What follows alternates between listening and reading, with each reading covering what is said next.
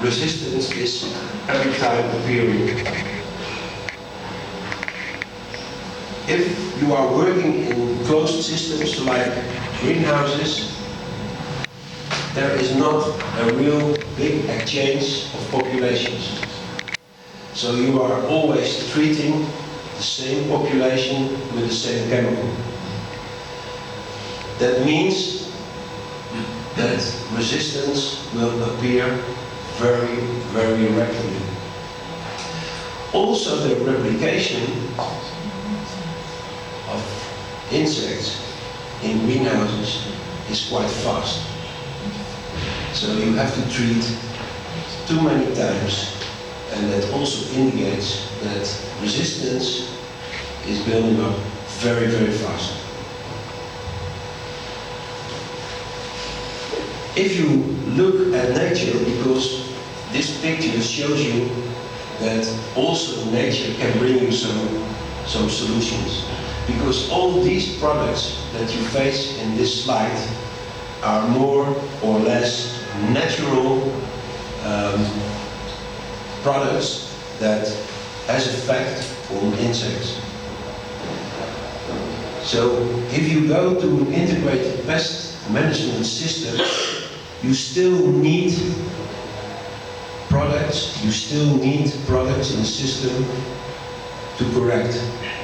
In a closed system like a greenhouse, it's not a natural environment. It's a kind of small surface where you like to grow a high amount of product. So it's not really a natural circumstance. So you always need products that you can correct in an IPM system.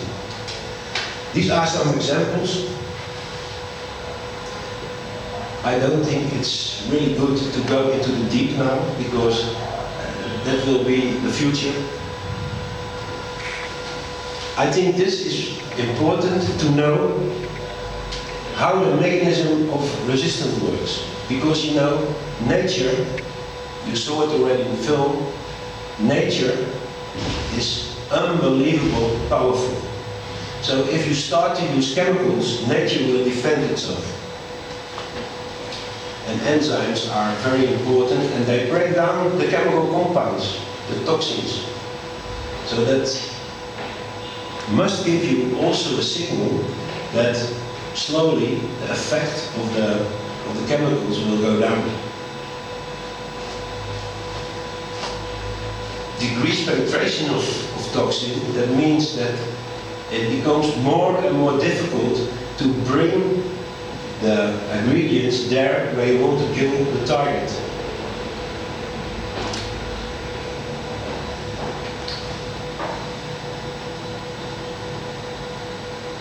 If you look at nature, if you look at pests, if you look at insects, for example, if you look at thrips, they can change their behavior. They get a signal. If you use a chemical, this thrips can change its behavior. So that also gives you an idea that chemicals at the end are not really the solution.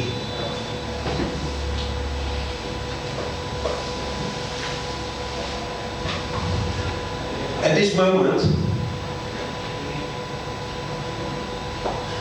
we rely on quite hard chemicals.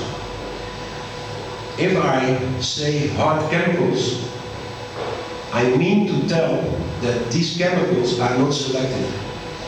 These chemicals, they kill not only your target, for example thrips or aphids, but they are also killing all your natural enemies, which are always present. I was looking around during my visits in the greenhouses and in the surround area of the greenhouses. It was unbelievable the amount of natural enemies that I found in the environment.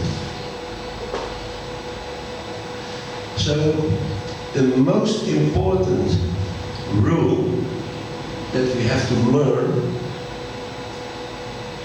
is don't use these hard chemicals anymore, because then you can start an IPM, and then you can open the doors for your local natural enemies to help you to keep the pests under control.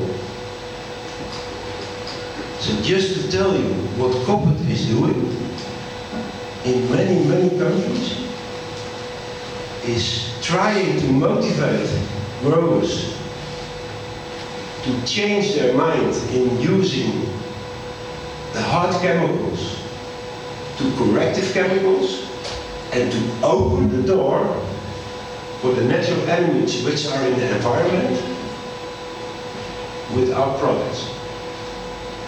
So, are our products giving a solution? Yes, but not direct. Because at the end, you will see the solution comes from nature. If you look at the countries where we are already working for many years, the amount of introductions we have to do is going down. And the help of nature is going up. Unfortunately, every year in Holland we have to deal with a new pest. So we always have to stay on the ball. And we always have to look what kind of natural enemies do we need to open the doors. So it's an ongoing process. I mean, I started 40 years ago. Today in Holland, every year we face new problems, and we have to develop new techniques. But if you look at the environment in Holland, it recovered. The biodiversity is going up. The help from nature is going up. So that gives you an idea, that must give you a motivation to say goodbye to these hard chemicals. Because these groups, we call it the old-fashioned chemicals.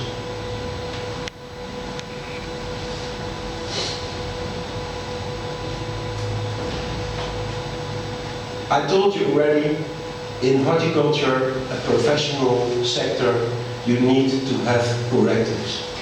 You need to have products to pull out fires. I mean, don't think that in Holland everything is all right. I mean, sometimes we also have problems. You have to deal with nature, you have to deal with climate, so sometimes in Holland we also have to correct. Only we use the modern chemicals that doesn't have a big effect on the whole system. So you face which is your target and you choose a chemical in the new developed groups of chemicals, which are not broad, hard chemicals, but specific the target you want to treat. And you keep your system, your IPM system, running. These groups are also available in Vietnam. I checked it. So that cannot be the problem not to start with IPM, because these tools we have available. We call it the more modern chemicals, which are not really hard for the environment, which you can use in an IPM system to keep your natural enemies going. Okay, this is a direction to solutions for implementing IPM, for managing resistance. Again, if you start to use IPM, you only use chemicals when you need them to use, when you have a problem. When one population, for example whitefly, is running out of hand, you need to have products and you need to use them when it's necessary.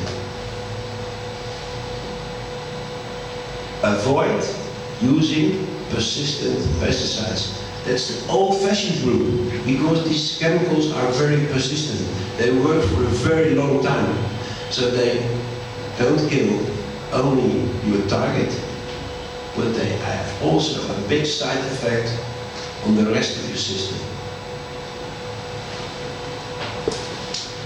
usually used in IPM systems to avoid resistance is doing spot treatments.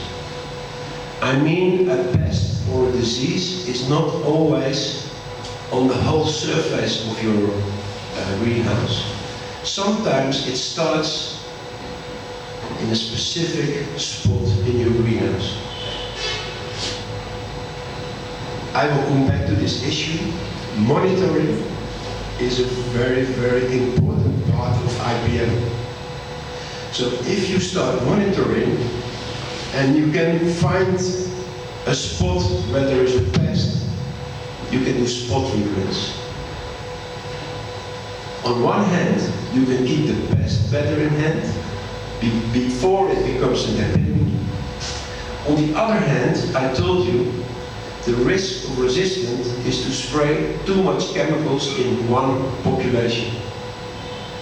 So if you start to use spot treatments, you don't contact the whole population with the same chemical.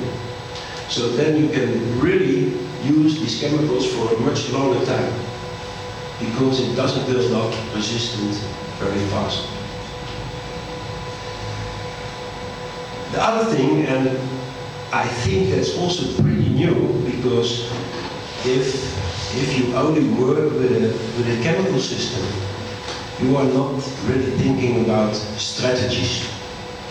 I mean, you have a problem, you buy a product, you do a treatment, and you try to solve the problem. It's very important to avoid resistance, to rotate in chemical families. Use different products in one cycle of a population, because that also avoids resistance.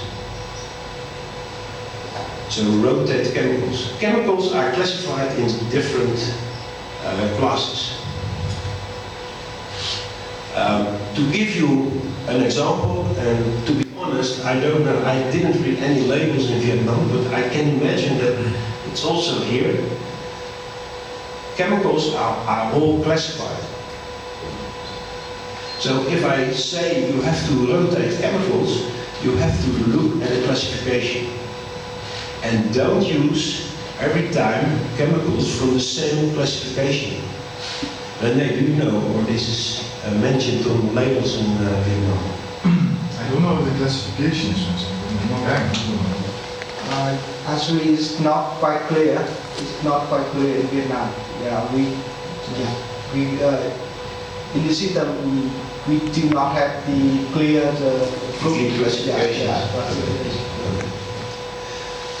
If you start IPM, it's less important, because then you start to use other strategies.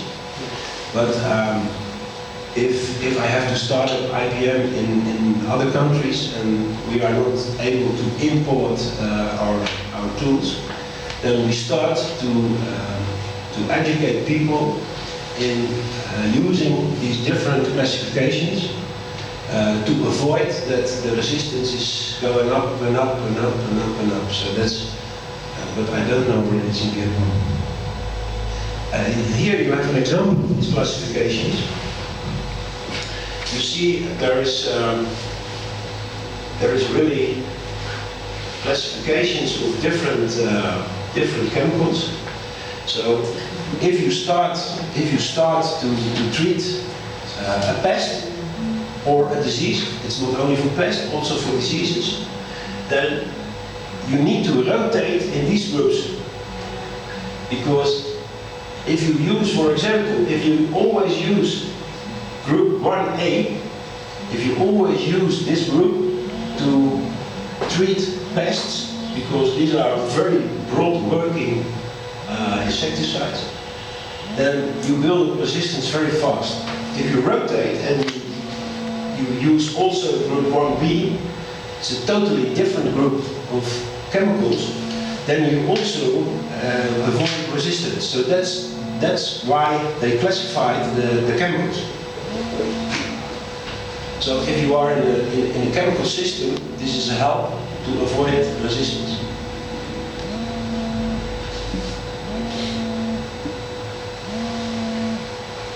yeah, this is an open door. For me, it's an open door. Because one of the most important things that I learned to avoid resistance, to keep pests and diseases better in hand in a more easy way, is to implement IPM. Because if you implement IPM, integrated pest management, that means that you are using all tools, not only biologicals, but I will give you an idea about it. And you don't rely only on chemicals, because that's the trick. It's the best way to go for the future. It's the best way to go to avoid resistance. It's the best way to be a little bit more friendly for the environment and for your employees.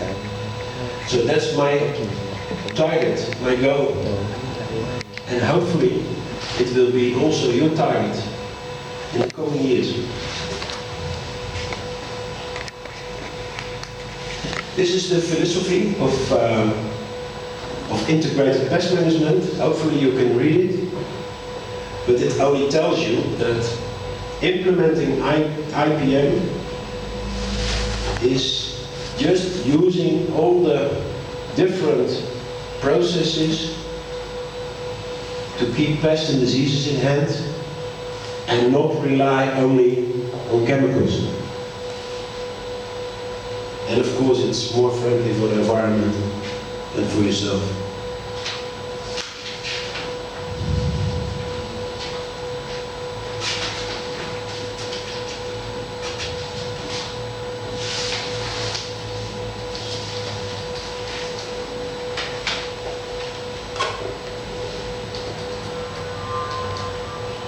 These are the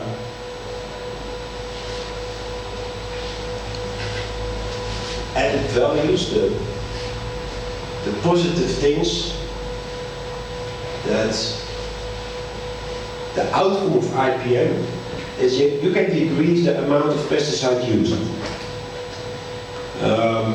If you look at the situation, for example, in Europe, where we already work with IPM for many, many years, not only because we are motivated to do it and to avoid resistance, but in Europe it's even more important because of the rules, not only for the governments, but the supermarkets. They are very, very strict on food safety. And they are working with maximum residue levels. So if you are using too much chemicals and you are over these residue levels, your product will be out of the market and you will not get any money for that. So it's not only, in Europe, it's not only the motivation to use IPM, it's not only the motivation to avoid resistance, because I think we are already more into that system, but the rules, the European rules, they forced us to lower the amount of chemicals used in our products. Not only in vegetables, it's even today in ornamentals, flowers, pot plants. So it's quite strictly controlled. Human health effects. I think that's also an issue in Vietnam. And of course that's based on food safety. Minimize residues of food. I mean, if you start IPM, the outcome is that the residue levels will be lower. Because the use of chemicals is not the only tool. For me, it's quite important to reduce effects on the environment. Keep in mind, not only myself, but we as a company, we like to be a partner in nature. So we like to respect also the environment. Delay resistance, we talked about that. And every country where we start up IPM, and not the first year, don't think that it brings all the solutions and all the added value in the first year, because you have to educate, you have to experience. But every country where we start up IPM, you face that the production is going up. Keep in mind, every treatment that you are doing in your crop is giving 1% less production. So if you can avoid the number of treatments, and that's not only because of biological control, not only because of the IPM, but if you can lower the treatments, the number of treatments, automatically your production is going up. And also important, I think, the quality of your product. And one of the issues in Europe, talking about quality, is food safety is directly going up.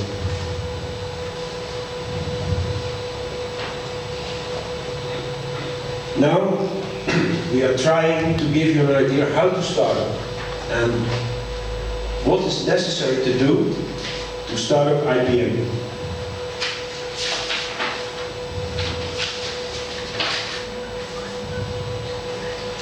I already told you, monitoring is the basic thing that you have to do when you start up IPM. It takes some energy in your company to do so. But at the end, the return of investment is very high. So yes, it costs some time, but it gives you a big return of investment when you know what's going on in your greenhouse with pests and diseases. So here they tell monitor of pest population, yes, because at this moment we are faced with biological control of pests, but also for diseases it's very important to monitor these diseases on a very low level. This afternoon we are going to do a field visit, and I can tell you some practical things about monitoring and trying to find diseases in a very early stage. Because the added value is that you don't have to treat so much. To determine pest levels is very important to make your strategy with biological control, with our natural enemies. Although, if you want to do a clear, proper IPM program, and you made a choice to do, the best thing you can do is introduce your army of natural enemies as early as possible before the enemy is coming.